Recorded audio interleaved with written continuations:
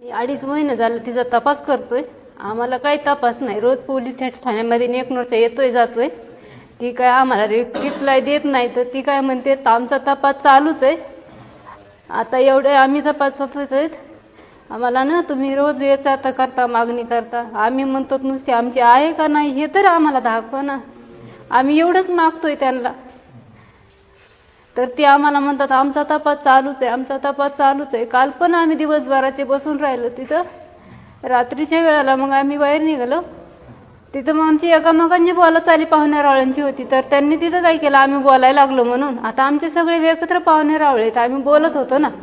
त्यांनी आमच्यावर केस केली. आमच्या इथं तुम्ही भांडणं करताय म्हणून आम्हाला बाहेर गेटच्या बाहेरच आतमध्ये ओढत नेलं त्यांनी.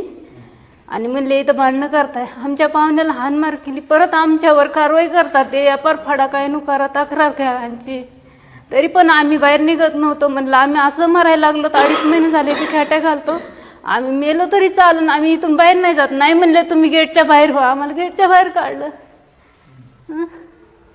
याच्या पलीकडे काय आम्ही बोलणार. आमची मुलगी आहे का नाही जिवंत आहे का मेलेली हे तरी दाखवा म्हणतो आम्ही त्यांना ना. ती म्हणते आमचा तपास चालूच आहे. आम्ही एवढ्याच्या पुढे काय करणार. आम्ही वरील अधिकाऱ्यांना तपास देतो. त्यांनी काय दिला नाही. आम्हाला परवाच्या दिवशी आलो म्हणले आम्ही आता वरी तपास देतो. आमच्याच्याने काय होत नाही. त्यांनी काय कालपर्यंत दिला नव्हता. रात्री नंतर केली ना त्यांनी.